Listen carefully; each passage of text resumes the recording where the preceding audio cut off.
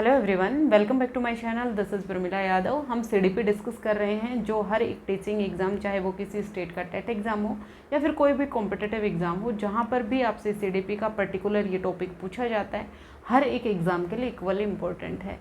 Last classes में हम लेव वाइगोस्की की सोशियो कल्चरल थ्योरी और जीन पियाजेट की कॉग्निटिव डेवलपमेंट थ्योरी है, वो हम डिटेल में डिस्कस कर चुके हैं।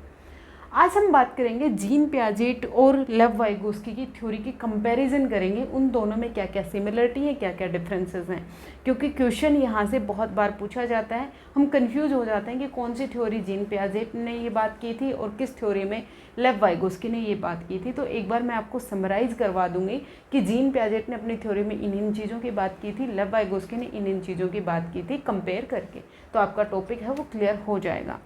हम बात करते हैं लेव वाइगोस्की और जीन पियाजेट की। यहाँ पर हम बात करेंगे पियाजेट ने अपनी थ्योरी में क्या कहा और यहाँ पर वाइगोस्की ने अपनी थ्योरी में क्या कहा। देखिए, जीन पियाजेट हैं और लेव वाइगोस्की दोनों ही कंस्ट्रक्टिविस्ट हैं, दोनों ही रचनावादी हैं। दोनों ही मानते हैं कि बच्चे अपने ज्ञान का निर्माण खुद कर लेते हैं जब बच्चे एक्टिवली इंगेज्ड होते हैं। लेकिन जो पियाजेट है, इसको हम रेडिकल कंस्ट्रक्टिविस्ट कहते हैं, और लेव वाइगोस्की को हम सोशल कंस्ट्रक्टिविस्ट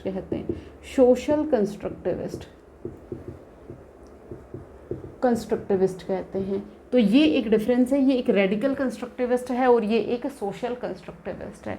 उसके आगे हम बात करें, जीन पियाजेट हैं, ये अपनी थ्योरी में बायोलॉजिकल मैच्योरिटी को इम्पोर्टेंस देते हैं, मैच्योरेशन को इम्पोर्टेंस देते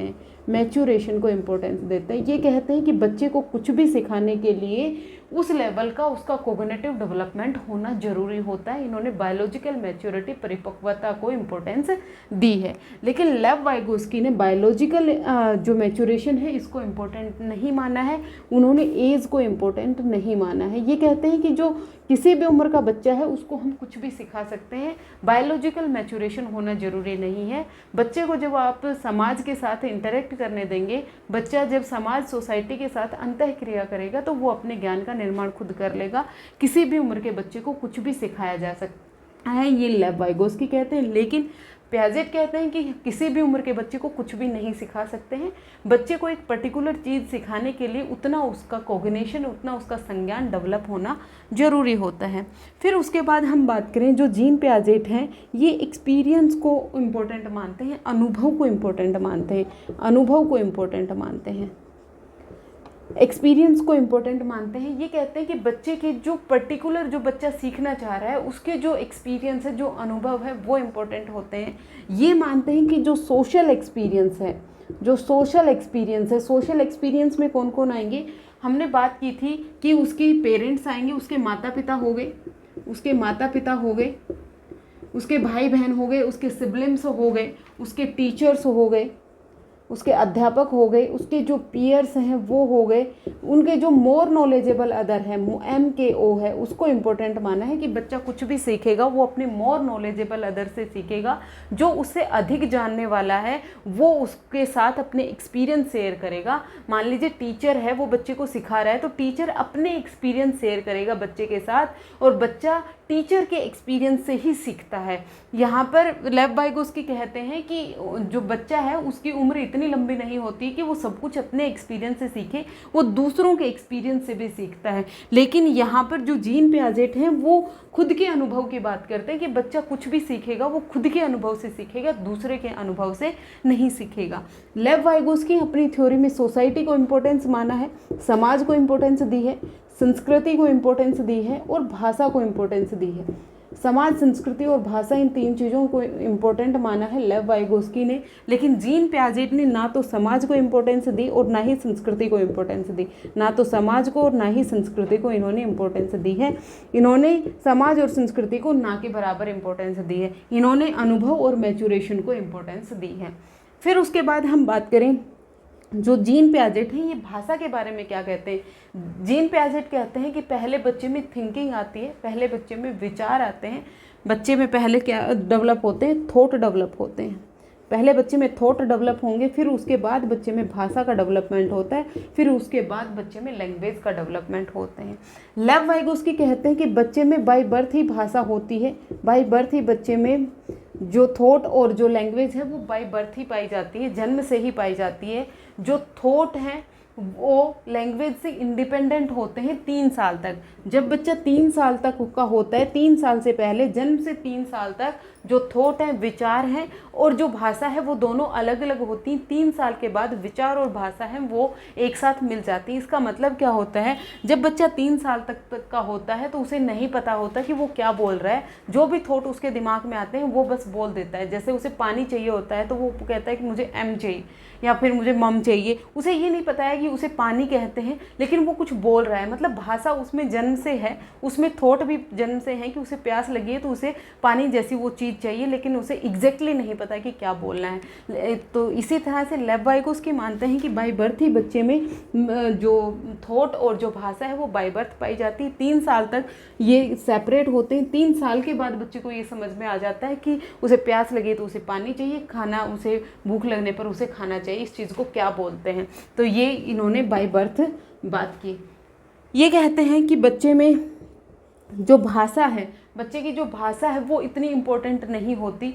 पहले बच्चे के जो थॉट हैं, बच्चे का जो संज्ञान है, बच्चे का जो कॉग्निशन है वो इम्पोर्टेंट होते हैं। लेकिन ये कहते हैं कि बच्चे के कॉग्निटिव डेवलपमेंट के लिए, बच्चे के संज्ञानात्मक विकास के लिए बच्चे की भाषा का डेवलप होना बहुत ज़्यादा ज़रूरी है।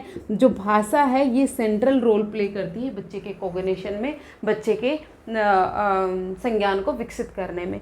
उसके अलावा जो जीन पियाजेट हैं ये कहते हैं कि जब बच्चा 2 से 3 साल की उम्र में होता है तो बच्चे में एक स्पीच आती है जिसको इन्होंने नाम दिया ईगोसेंट्रिक स्पीच।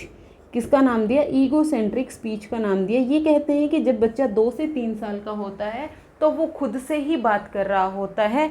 वो खुद से ही बात कर रहा है उस स्पीच को इन्होंने नाम दिया ईगोसेंट्रिक स्पीच। और ये कहते हैं कि ये जो ईगोसेंट्रिक स्पीच होती है ना, ये यूजलेस होती है, ये किसी काम की नहीं होती। इन्होंने ईगोसेंट्रिक स्पीच में की बात की कि ईगोसेंट्रिक स्पीच है वो किसी काम की नहीं होते। बच्चा कुछ भी खुद ब खुद बोलता रहता है, ये किसी भी काम नहीं आती। ये जो ईगोसेंट्रिक स्पीच है, इसी स्पीच को इन्होंने प्राइवेट स्पीच का नाम दिया। लेव-वाइगोस्की ने प्राइवेट स्पीच का नाम दिया, प्राइवेट स्पीच का। और ये कहते हैं कि ये जो प्राइवेट स्पीच होती है ना, ये बहुत इंपॉर्टेंट होती है। बच्चा अपने आप को सेल्फ रेगुलेट करता है, सेल्फ रेगुलेशन में काम आती है, सेल्फ रेगुलेशन में काम आती है प्राइवेट स्पीच। बच्चा अपने आप को इंस्ट्रक्ट कर रहा होता है, अपने आप को गाइड कर रहा होता है, अपने आप को असिस्ट कर रहा होता है जब वो प्राइवेट स्पीच बोल रहा होता है, जब वो 2 से 3 साल की उम्र में होता है। ये एक मेजर डिफरेंस है। इन्होंने उसी स्पीच को नाम दिया ईगोसेंट्रिक स्पीच और इन्होंने कहा कि ये किसी काम की नहीं होती, और इन्होंने उसी स्पीच को नाम दिया प्राइवेट स्पीच। और ये कहते हैं कि ये बहुत इंपॉर्टेंट होती है बच्चे के कॉग्निशन के लिए। बच्चा कोई भी प्रॉब्लम सॉल्विंग कर रहा होता है, समस्या समाधान कर रहा होता है, तो वो खुद को गाइड कर रहा होता है, खुद को सेल्फ रेगुलेट कर रहा होता है, उसको इन्होंने नाम दिया है प्राइवेट स्पीच का। लेव-वाइगोस्की ने 3 टाइप की स्पीच की बात की है। पहली जो स्पीच होती है वो होती है सोशल स्पीच, सोशल स्पीच। दूसरी टाइप की जो स्पीच होती है वो होती है प्राइवेट स्पीच, प्राइवेट स्पीच। और थर्ड टाइप की जो स्पीच होती है वो होती है इनर साइलेंट स्पीच।